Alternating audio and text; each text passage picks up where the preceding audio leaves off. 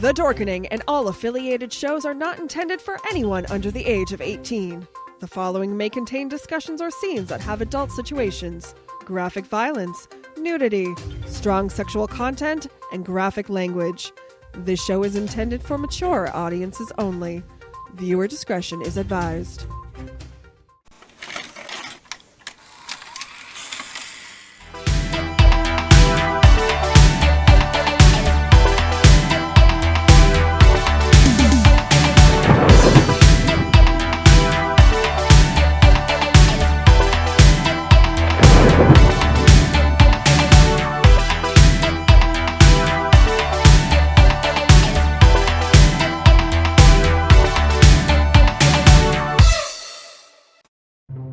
Everyone thinks because you're a zombie, you don't know good coffee. Well, they're wrong. We have very active lifestyles. It's not all wandering the countryside aimlessly or scaring passing motorists. And we all love a good cup of joe.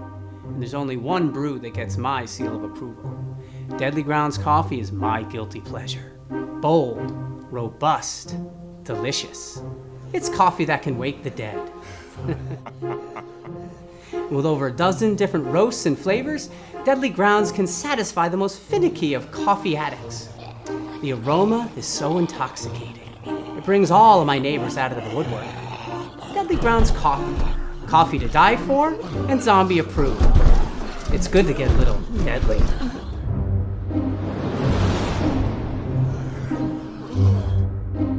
Use the front door! Oh, they're so disgusting.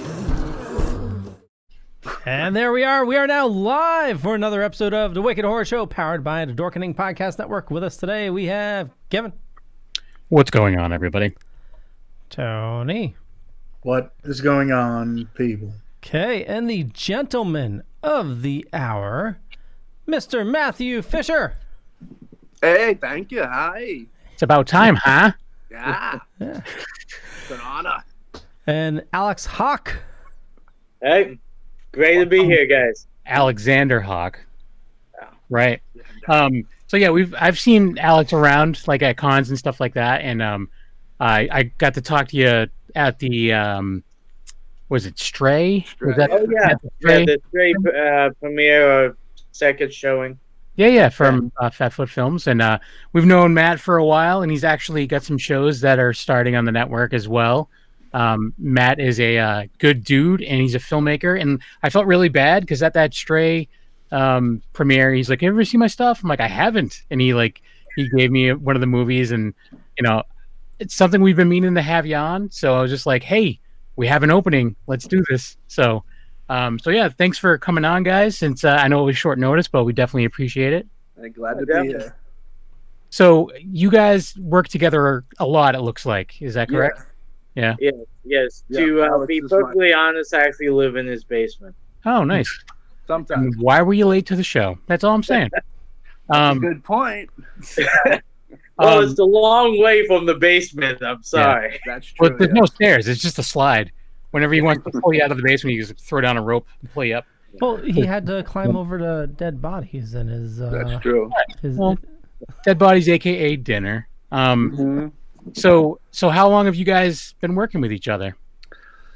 When we met, like 2014, 2013, like 2013 actually, I think, or 12. 2013, I think, is when we first met. I think. I casted Alex in the DJ Stand the Man film. Oh, that was the first. That was the first movie. That was our first venture out. Yeah. Yeah, and then he just couldn't get rid of me after that. He's like herpes. Yeah. Yeah.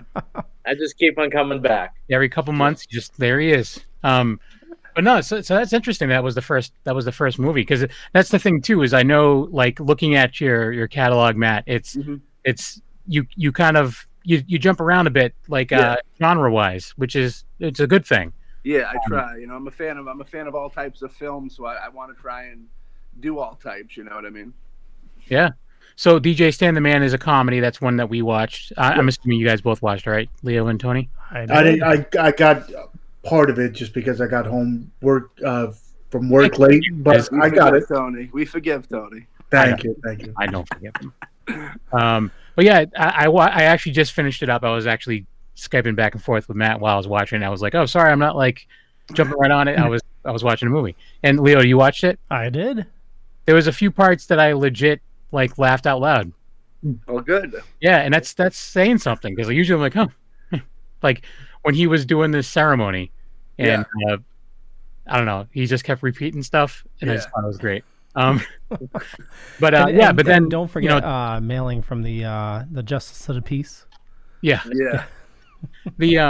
So to go from that to Insomniac, which is a completely different vibe altogether. So how many projects have you done yourself? Like, I know you've directed, you produced, and stuff like that, but how many are your films? I think I've directed like 17 or 18, I think, projects thus far. I produced, I think I'm on 49th. Wow. Yeah. So yeah, I do my own film. Like you said, I do my own films. I jump around and I like produce for other people or do like AD work for it. So yeah, I mean, just been jumping around with that stuff and doing a mixture of everything for horror, thrillers, comedies, some documentaries. Oh, nice. Shorts, features, music videos, all types. Just staying active.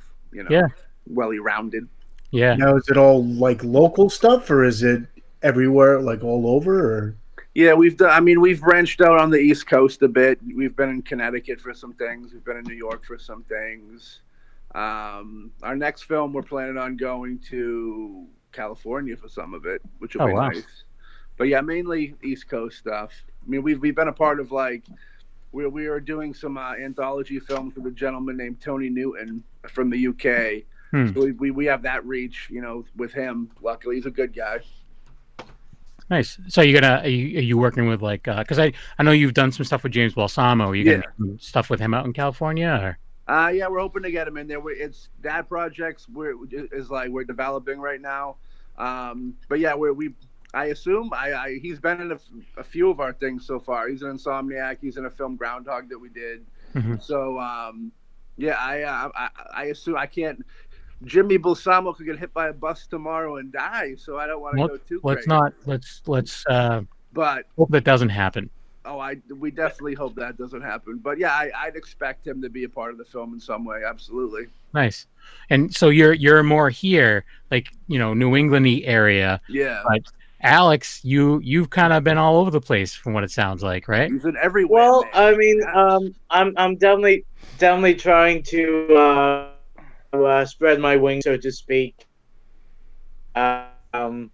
Whenever Matt allows me out of my gilded cage.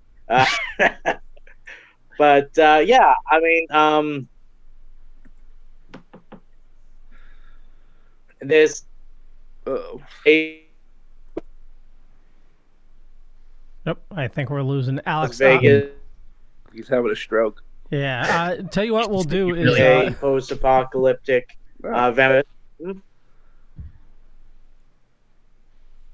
Okay. While we wait for that, I'm gonna play the trailer still really here? quick for. Yeah. It's freezing up on your end, Alex. Yeah. Sorry. I'm gonna play the trailer for DJ Stan the Man.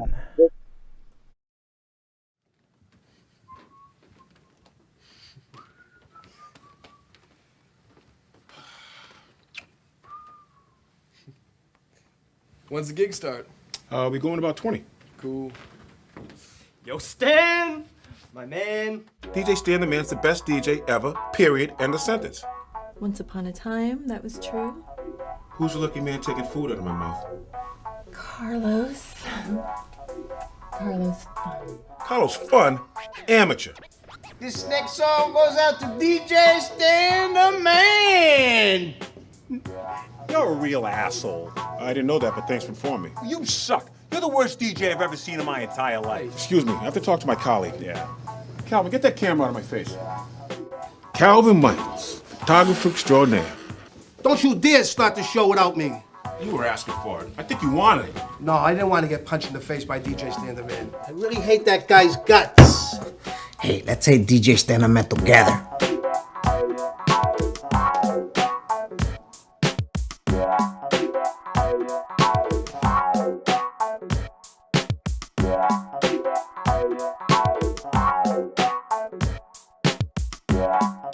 I can have you arrested, you know. It's just a black eye. Yeah, Calvin, it's just a black eye.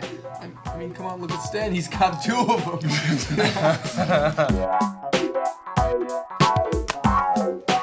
Don't you wish you were somewhere else in life and young again? Nah, man, I'm living the dream. I'm smoking a spliff with a chef outside a wedding hall. I hate you. You're breaking my heart. Yeah, I got something to say. If I hadn't dished out my last dime paying for this wedding, I'd pay to have them killed.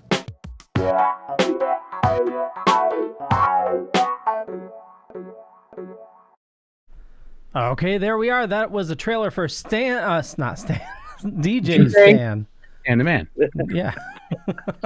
So, how did that whole thing come to play? Like, was this your first feature, or was it? No, that was my second feature. Okay. But that whole thing came about. I assisted a DJ for 4 years for a wedding company. So like a lot of the stories in the film, like situations are true. You know what I mean? There's a big you get to do a little scuffle in the movie where somebody is a little disrespectful to him at the booth. That's all based off of a big real situation that happened with the DJ I was working with. Really? But yeah. Dropping N-bombs like that? Dropping N-bombs. What? Yeah, he was an older gentleman back from the time when I guess that was okay. I don't know. That was never okay. He had some liquid courage in him, and he was very old. He would there was no scenario that he would have won that fight. But yeah. I mean, in the wedding business is a crazy wedding business. Anybody that's ever worked in it, because all the passions and feelings and emotions are really high. You got the bridezillas. It's like the most important day in the people's lives. But to the DJ and all those people, it's just another day. And it's right. At the end of the day, it's a job, and I think everybody kind of hates their job no matter what they're doing. So I always thought that was a fun dynamic of how like the yin and the yang of how it can be the most beautiful thing to one person and just be like terrible to the other person. I want to go home. Yeah. Yeah. To dress like a monkey and do whatever. Yeah. So that's the first movie that you worked with Alex on. How did was it just like an open casting call, or how did that all come to be? Well, we did before we started the first casting call we did. We only got like 3 people, which was very upsetting. But we got Alex through just community, knowing people in the community and kind of reaching out and seeing who would fit, what slot and stuff. And Alex came on, and he was kind of perfect for the role. I seen some of his, I seen his reel and stuff, and he was a great actor. You know what I mean? So we had to tap in, grabbed him, brought him in. Thank you very much. Collaborated on the character. I feel. It's pretty funny. Like it gets pretty ridiculous, and it's like you don't see him for a while, then he comes back, and you're just like, oh shit, like it's getting real right now. It's pretty. I don't know how much of it you saw, Tony. Did you see when they go back to his house? That I did. Yes. Okay, I thought that was great. We enter. Oh, that is by far my favorite scene in the movie. Yeah, it's a pretty ridiculous. So just out of curiosity too, like I know like you handed me a physical copy of the movie. So Yeah. where can people go to find DJ Stan the Man? Well, right now we just have the physical copy for it. I mean, if it's up for sale, we don't have a digital copy of it. We thought about putting it on some digital platforms, but I like the old, even though it's dying out, I like the old physical media situation. So we try and do that. And with us being low budget indie filmmakers, I like the idea of it's like our art. So it's kind of like, I like that you can actually have something physical, and it's limited edition in a way. You know what I mean? Only certain people can get it. So like.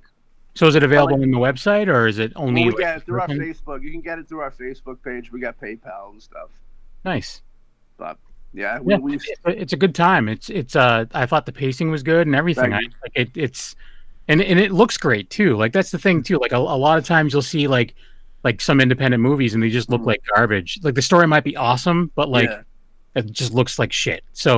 So obviously, I mean, you weren't the cinematographer, but you're working with someone who knows what they're doing. Obviously, a gentleman named Mike Calvin, who actually I met at that wedding company. He was a guy shooting weddings and cutting up the wedding videos. Nice. Yeah, he's super talented. Nice. Yep. So what kind of do you work with him regularly, or is it something that he's kind of retired from the old film business? He's living the American dream. He got himself a nice house with the white picket fence, and he now has a job so he can keep the house. You know what I mean? Yeah. But yeah, we're still trying to get him back for some smaller things and stuff like that every now and then. Yeah. I don't think you ever lose that passion to do film. But even with Insomniac, I thought Insomniac looked great too. Like was it the same guy who worked on that, or is it a different guy? That was a gentleman named Aaron Tebow. He actually did some assistant camera work on DJ. Okay. But he did that, yeah. Yeah, I thought that looked great as well. Thank you. I did see some pictures where, are you filming in some of the the stuff you're doing? Are you filming with a DSLR? Yeah. That's awesome. Yeah, that you get your back in when we shot him. The technology is so as you guys know. I mean, every day there's something new, pretty much. Yeah. And when we did it, like those were your best bang for your buck. Now I think the Black Magics you can get that are pretty cheap. Yeah. I think, to the equivalent, but better. Yeah. Yeah. That's awesome. So I don't know if you want to talk about Insomniac a little bit. Yeah, sure. So it's a short film, about 30 something minutes, like 36 minutes, right? Yeah. Something like that.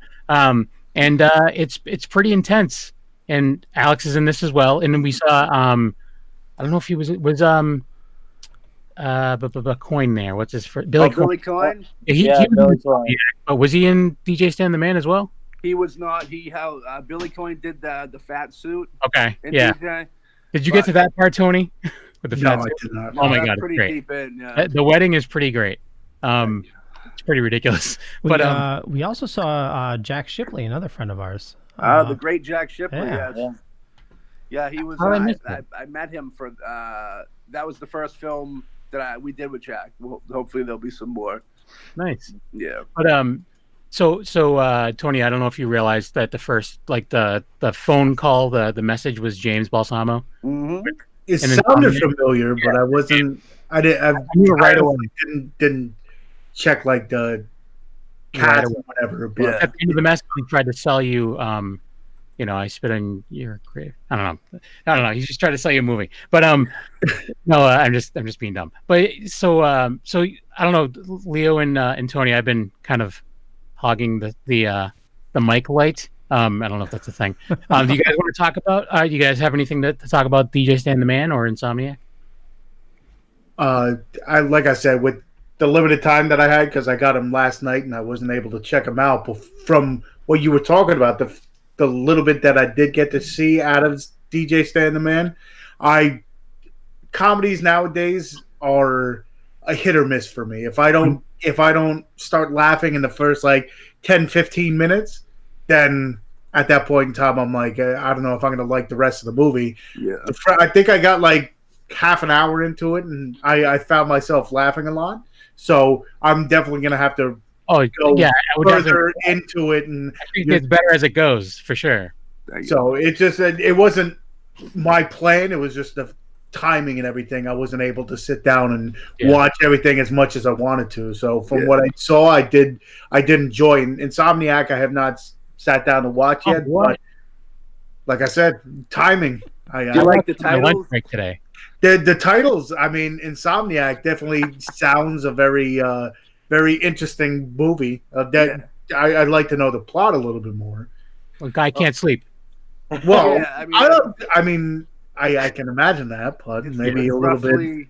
It's roughly like there's a gentleman who can't sleep named Roger Humphreys who can't sleep, and he goes to to get some medical help on it, and the doctor that helps him, doesn't quite have his best his health in mind, and he kind of uses him as like a guinea pig situation. So like the problem that he had now develops into a bigger issue. And it has there's visions and stuff, and there's like creepiness like coming out of the dark and everything. There's a dimensional aspect to it. I kind of the road with that I traveled down is like once you're awake for so long, your kind of third eye opens up, so you're allowed to see in the different dimensions and the things that are in those different dimensions. And in this story, once you can see into a different dimension, things from that dimension can see into yours. And when they see you, they might look at you as like a food or something, and they might try moving towards you, which is a problem. Yeah. Now, is this something you think to make like a feature length, or keep it as a... I'll probably keep it as a short. I've had ideas for like a sequel short to do with it, which would be fun, but only time will tell if we get to that. With that short, we got accepted to like, what was like 13 or so. Well, we got like 13 or so nominations. I think we won 3 or 4. It was our most well-received film festival-wise. But one thing that I did realize is the length of it was kind of an issue. Like when you're making a short film, they kind of want like under 20 minutes, 15 to 20 minute type deal. And it kind of fell in the middle of a feature and a short, which was kind of an issue. But we'll probably lean more towards just like features in the future, just because realistically, you're putting the same amount of time and energy into making them both things. Once the machine gets up and running, it's easier just to fall in line with the path it's making until it's done. So probably do more features, but I have an idea for a sequel that would be fun. It's just a matter of whether or not we get around to it. Sabrina Dennison from Alejandro Jodorowsky, Santa Sangre is also in Insomniac. I just wanted to throw that out there. Nice. And the great Ray Booten. Yes. Speaking of Insomniac, we do have the trailer, and Matt, would you like to introduce it? I guess that's a no. Oh yes. I don't think No. Do you want to introduce the trailer for Insomniac? Oh sure. This is the trailer for Insomniac.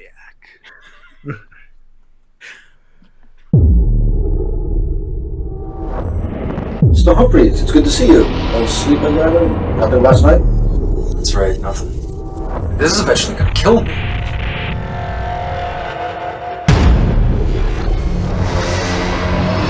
No one ever died of a lack of sleep.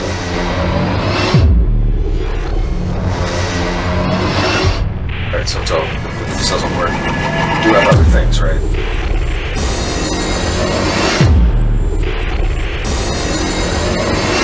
Oh, I have a lot of things up my sleeve.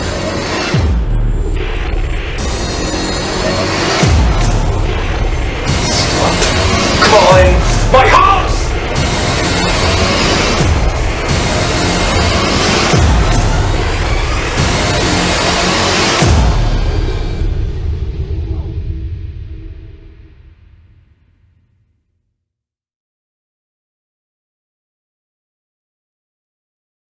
It's all art at the end of the day, so like you can't really put a time limit on that. You just kind of take the time you need to tell whatever story you want to tell. Yeah, that's the trick, trying to make sure that you have just enough time to do what you need to tell a good story. Yeah. Because you don't want to go too long and you don't want to go too short. And by the way, we are back. That was Nice. the trailer for Insomniac. And if you want to learn more, just check out the show notes down below or above, depending on where you're watching or listening to us. Got a bunch of links there for Matt and Alex and Boombastic Films. Boombastic. So Boombastic. the guy Richard Chandler that was in Insomniac, like he's super familiar to me. I must have seen something else with him in it. I'm like digging through trying to see if there was anything that I know I saw him in, but I don't. He just seems very familiar to me. I don't know why. He was at he does was in the Lich. a lot. He was in the Lich. He might be in the Lich. Yeah. He does have a cameo in the Lich. I remember that. Yeah. I know you frequent Rock and Shock a lot. He used to have a booth there back before Rock and Shock died. Okay. Let's I not don't think talk he had about the last year though. But yeah, maybe that's where. But Probably, he looks like you'd be the lead singer of a metal band for sure. yeah, something like that. Yeah, but yeah, I don't know. So that's cool. So Leo, we haven't heard from you much on the either of the films. Do you have any thoughts? Is definitely a different feel from both of them. Obviously, it's I think the ending to Insomniac was fucked up. Yeah, it was done really well too. Yeah. Like it was yeah, you gotta see it, Tony. Like the ending After that, yeah, that wasn't like sometimes, especially with lower budget, they don't. It was shot tastefully, and it wasn't. You didn't go too overboard where it made it just look bad. It just looked realistic, Well, also, the anguish that the character is going through, and to put yourself in his mindset. He can't sleep, and he's going through all these hallucinations, or are they hallucinations? And just figuring out this is the one way he can get sleep. And then turns out maybe he can't. Seems like that was the plan all the time, right? Because of that prick doctor. Yeah. Son of a bitch. He just won the war too. I know. But and yeah, I don't know. It's so. What about DJ Stan the Man? Yeah, it was a lot of fun. Yeah. It's a day in the life of a couple days into the life of a DJ artist, and yeah. It reminded me, like, it didn't remind me in the sense of like, oh, this is a rip off of this is a rip off of this. But I'm like, okay, I'm seeing like Party Down, and I'm seeing like even like down to like Pootie Tang, or like not CB4, but like I'm Gonna Get You Sucker, where it's just like a little over the top a little bit. Well, Dolomite was one of the films I gave Chase Carson, who played DJ, to watch. I usually try and give the actors like some films to watch that are influenced. Because like you said, like my movies are kind of like mashups of a bunch of different movies that I appreciate. Yeah. Mm-hmm. So yeah, I mean, he killed it too. He was really good in it. Yeah. So have you worked with him since, or is that the first? Chase? Yeah. Chase, he did a short that Mr. Sharnas saw short, and he doesn't really act that much anymore. I have sequel ideas for DJ Stan the Man, which would be fun, but which if we ever did, of course, he'd play DJ Stan the Man. But I don't think he's really doing much acting anymore. Oh, that's too bad. Yeah. We'll get him back. Just put a bald cap on Alex, and he can be DJ Stan the Man. We're gonna get DMX to play it. Yeah, you could do that. DMX. So yeah. So what do you guys have in the works? Like what do you you guys have multiple projects, both of you do. So what do you? I know you said you're going out to California, and Alex, you have gone out to California, right? Yeah. I went out to California last year for a film called Attack of the Unknown.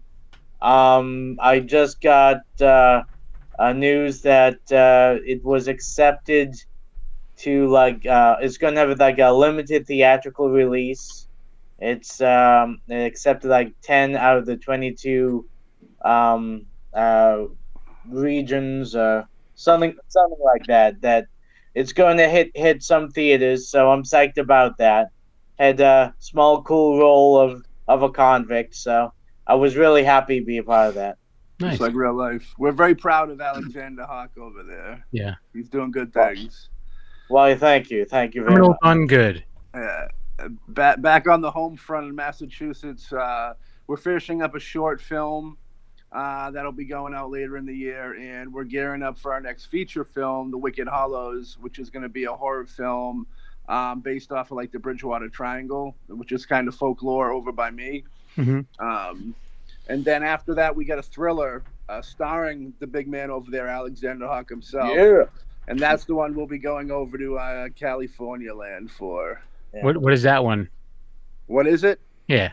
Like about her? Yeah. Well, it's kind of about a man who lives on the edge, you know what I mean? And, you know, he's, without going too deep into it, it's just kind of like a story of some old friends that one of them finds himself in a situation where they could help out the other, and they do so, but not knowing that in the meantime, the other has kind of lost himself along the way. And it turns into an issue for both gentlemen. Nice. Now you say you like to like kind of give all your actors or whatever a few movies to go off of. So yeah, was there any movie that you watched you're like, this is what I want to do for like the rest of my life kind of deal?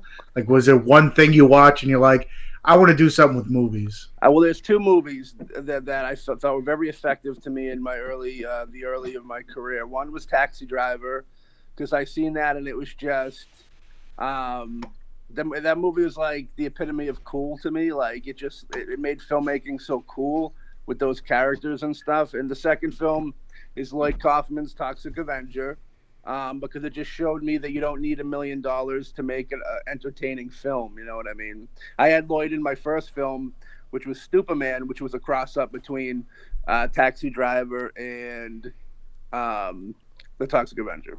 Nice. Interesting. Yeah. What about you, Alex? Like, so you've been acting a while. Like, did you just start with short films, or did you do theater or anything like that in your area? Well, when I first got out of college, of course, I wanted to pursue acting, but unfortunately, no one was there to really tell me or point me in the right direction.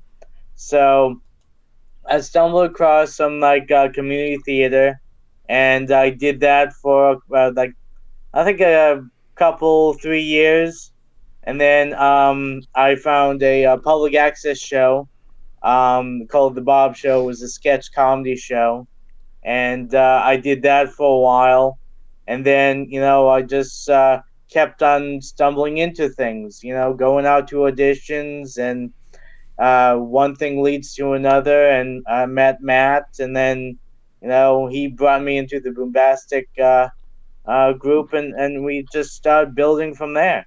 Nice.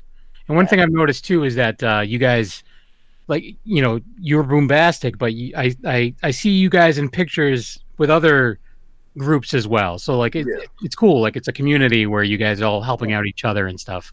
Yeah, I mean that's pretty great.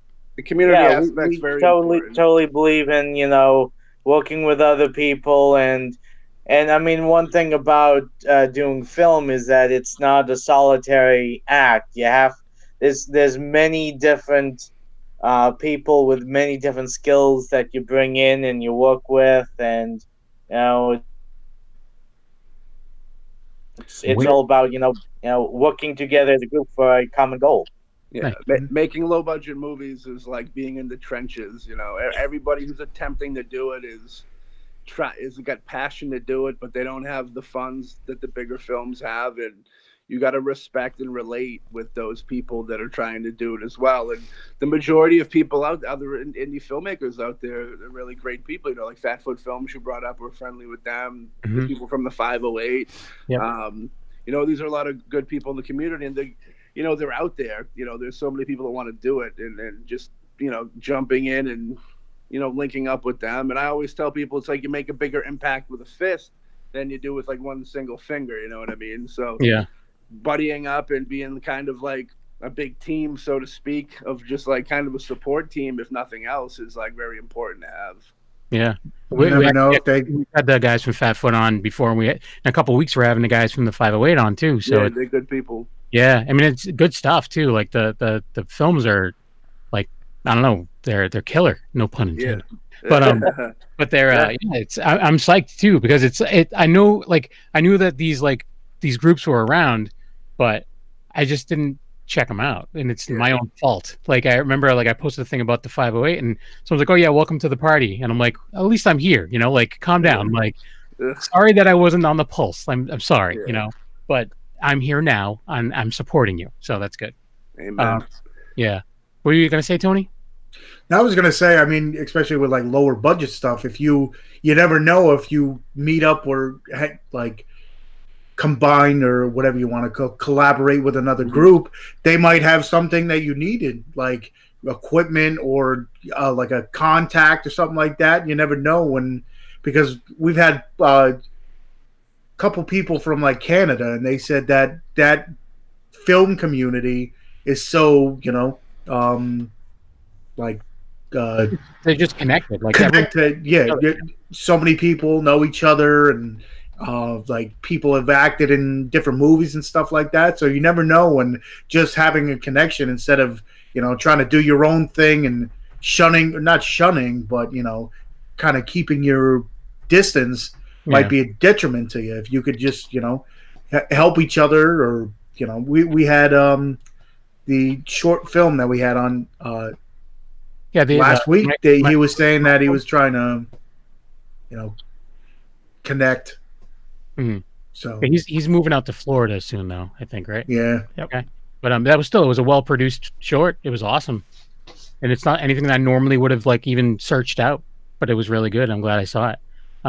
But besides all of this, Matt, we mentioned at the beginning that you're also part of the Dorkening Podcast Network now. Yes, I'm very happy to be a part. Nice. Do you want to talk a little bit about the shows that you have that you're starting with us? We were on I'm doing a show called Shock Treatment with Mel and Maddie with Melissa Potter. That was the first podcast. We were on a hiatus for a little bit, but looking for a home. We found our home. Yeah. So now we're here. That's kind of all things horror. Big budget, small budget. Movies, games, artists, a little bit of everything. And I got another show called Mostly Ghostly with Ray Booten that we're gonna bring on over, where we talk about ghosts and all the phenomenon and spiritual and all that paranormal stuff.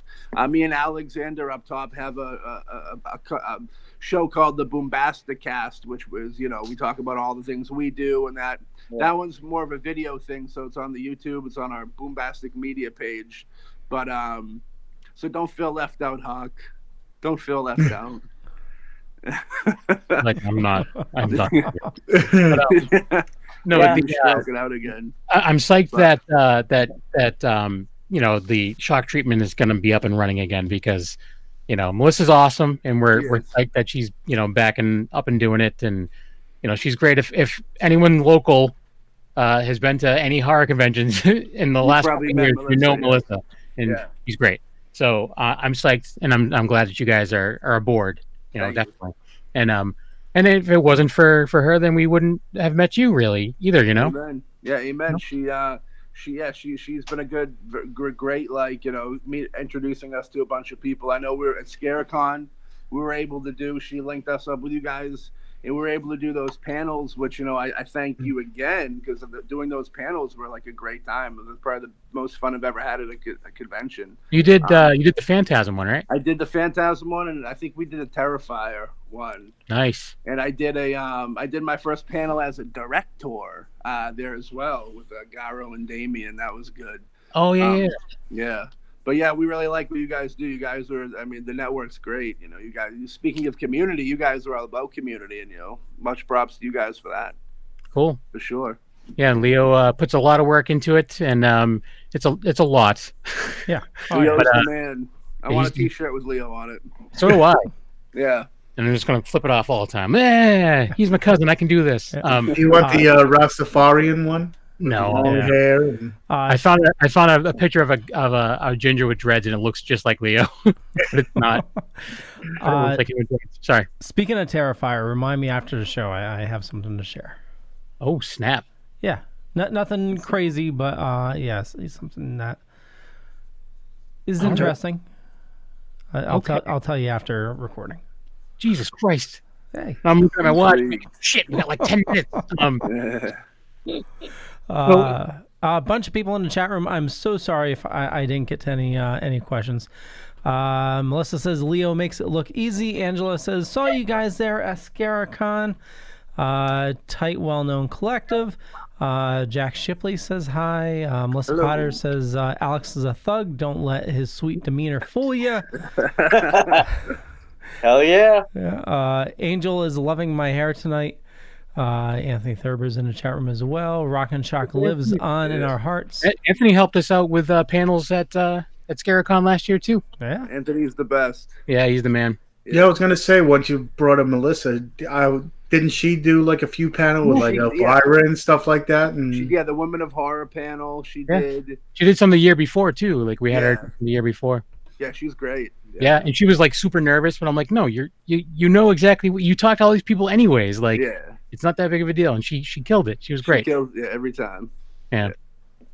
So she's great. But anyways, I know you were, besides Taxi Driver and what was the other one you said that was an influence? Toxic Avenger. Toxic Avenger. Yeah.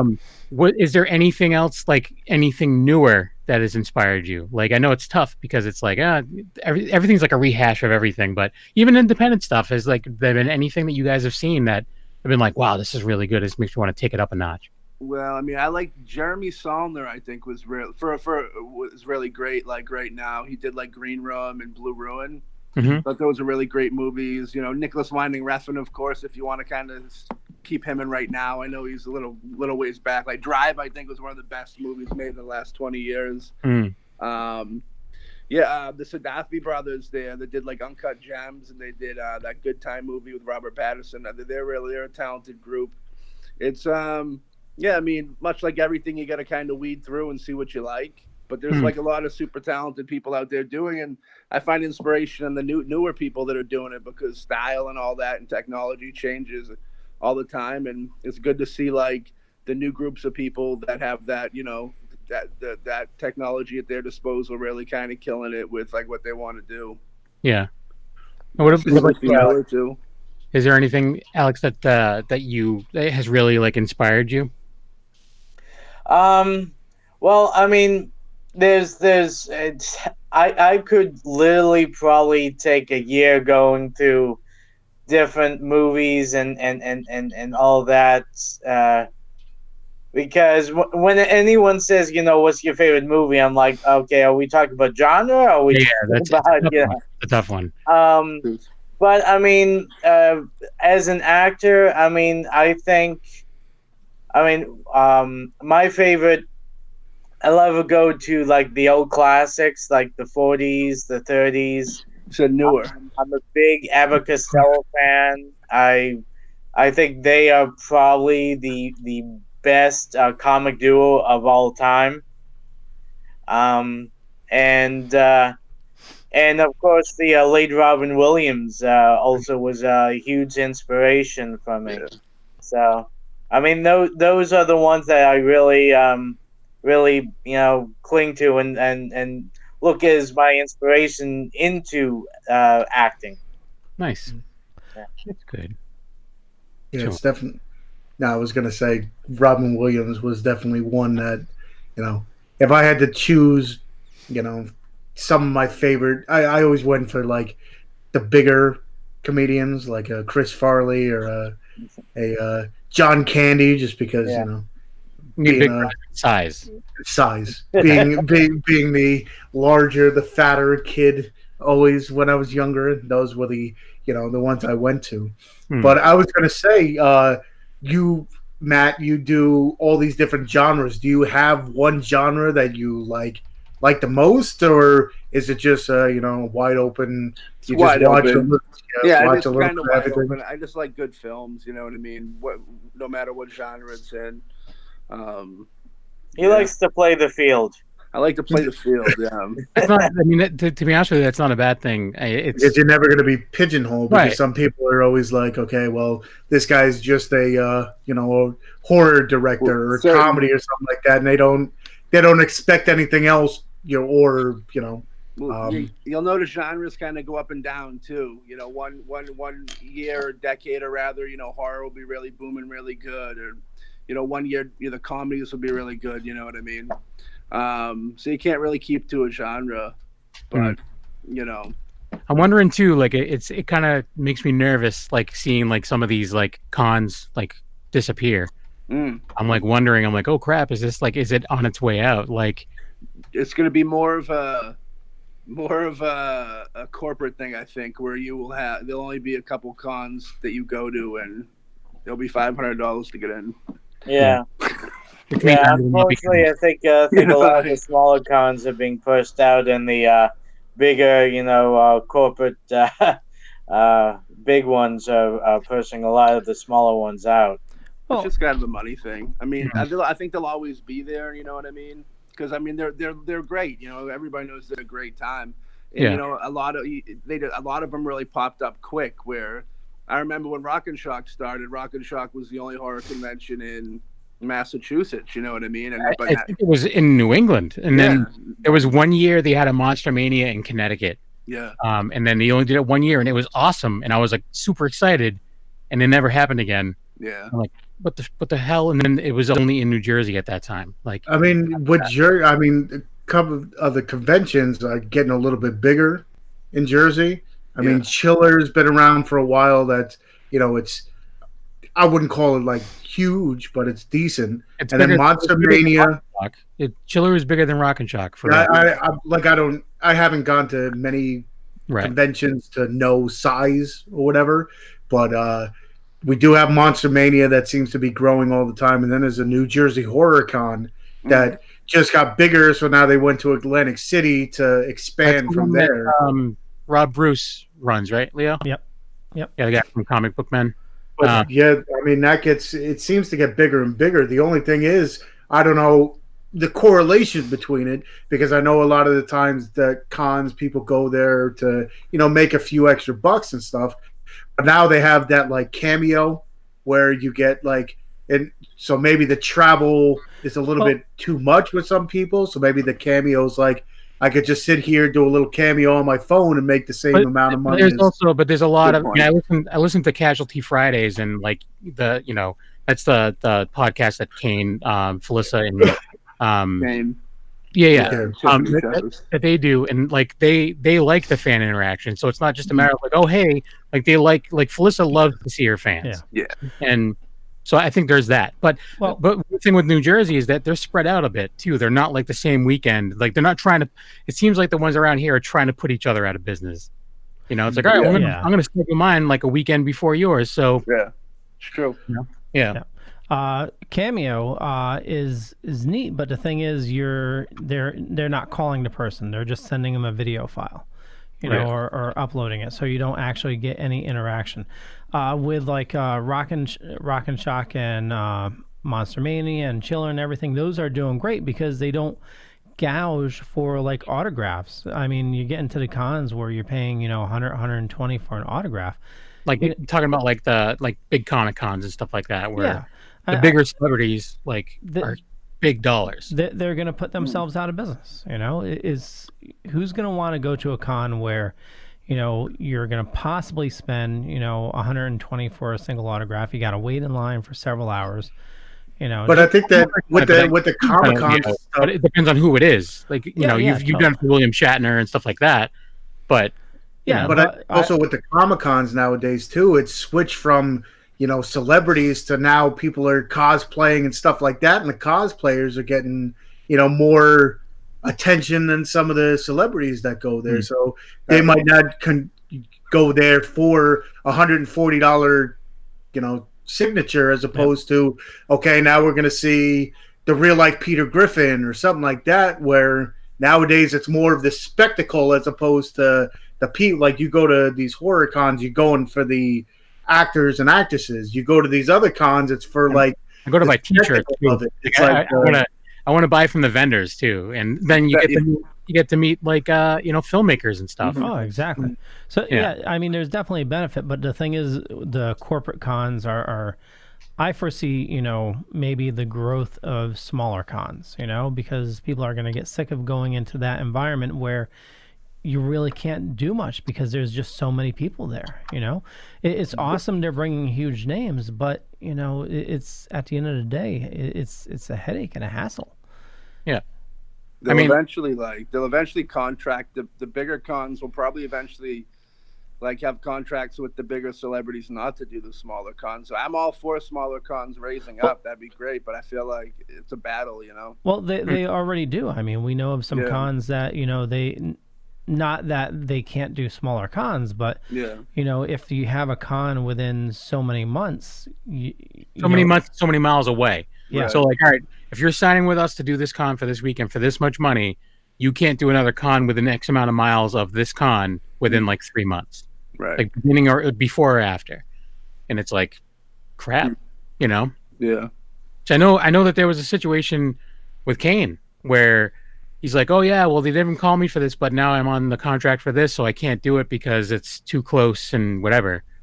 And it was Scaricon. He couldn't do Scaricon because another con signed him before Scaricon could ask him. I want to see another wrestling con. There was a couple of years ago, there was a gigantic wrestling convention. And then it was just 1 year, and then it kind of fizzled out. But it was a full, the full layout, gigantic venue, and they had, there was 50 wrestlers from childhood there. You know what I mean? I'd like to see a little more of that stuff. That'd be cool. Well, do you go to Super Mega? Yeah, but there's usually only a handful there. Maybe 10 tops. Yeah. But still, it's still good. He was there right before he passed, and Yeah. I think Monster Mania this year it's going to be DDP and Ric Flair and Sting. Woo! I think is a bigger. Is he going to bleed from his forehead? Yeah. Probably. Someone will gimmick him. Just walk after getting punched and then fall flat on his face. His white hair will turn red. Me and Alex did the Gathering of the Juggalos last year, and they had wrestling there. And I remember Sabu came by our table looking for cocaine. Yeah. Just really quick, Billy Coins in the chat room says, Leo, send my love to Fisher and Hauck. Love Billy Coin. Yeah. I gotta get Billy. We have to get Billy on at some point too. Yep. He's been wanting to come on, and we'll get him on. Totally. It'll happen. But yeah, so it's just about that time, Leo Pond. Yeah, and it's a good thing we changed the subject from wrestlers before something comes up. I don't know where you're going with that. Man. Oh yeah, and don't worry about it. Don't worry about it. It's all right. No, I know. Told the story a billion I'm times. joking. I'm joking. Okay, so as a reminder, check the show notes down below or up above, depending on where you're watching or listening to us for more information about our awesome guests and boombastic films. And on that note, Alex, where do you like people following you? Well, you can always find me on Facebook. I have Alexander Hauck fan page, which you can find, or just Alexander Hauck on Facebook. Luckily, there's not many of me out there with this beautiful face. Thank God. Yeah. But yeah, those are usually the best, and you can always find me. Type in Alexander Hauck on IMDb. Got all my credits there, my demo reel, and like I said, hit me up on Facebook. I'm always out to talk to people. Nice, awesome, beautiful. Hey, Mathew. You can find Mathew at I'm on Facebook, Mathew Fisher, Mathew with 1 T. We have a YouTube page at Boombastic Media. We have a Boombastic Films Facebook page. We're on Twitter and we're on Instagram as well. And you can catch my shows on the Dorkening Network. There we go. Oh, snap. Very good. Yeah. Tony. You can find me at Tony Has 9 Fingers on YouTube, where I do movie reviews, unboxings and stuff, which I just did a Screen Factory one today, so check that out. You can find me at Tony's Movies on Instagram, where I show off the movie behind me. And, of course, here on The Dorkening every Tuesday night. Kevin? A-Knuckle on Twitter and Instagram. Every Sunday... I'm sorry, not every Sunday. I keep doing it. So every Tuesday on Wicked Horror Show, just right here, obviously. I'm also part of Secret Underground Hideout and Black and White Fright, all of which are on the Dorkening Podcast Network. And that's about that. Yeah. And for me, just Google Leo Pont. You'll find a bunch of stuff. Could be true, could be not. I'm not going to say which is which, but more importantly, It's all true. It could be. It could be.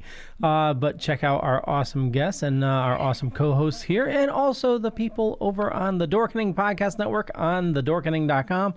Tons and tons of awesome shows, and I need to add another 2 to the website now. So Christ. yeah.